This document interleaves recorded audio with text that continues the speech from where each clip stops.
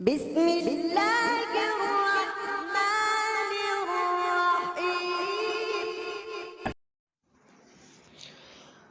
ولادت میں آسانی کے لیے بہت ہی مجرب عمل ہے۔ گڑ لے لیں آپ، ٹھیک ہے، گڑ لے لیں، کم سے کم 10 گرام ہو۔ اس پر سورہ یاسین 3 دفعہ پڑھیں، سورہ مریم 1 دفعہ پڑھیں، اور سورۃ الانشقاق کی جو پہلی 5 آیات ہیں 11 مرتبہ پڑھ کر اس گڑ پر دم کر دیں۔ جب بچے کے پیدائش کا وقت قریب ہو تو اس وقت اس گڑ کو چند ٹکڑے کر کے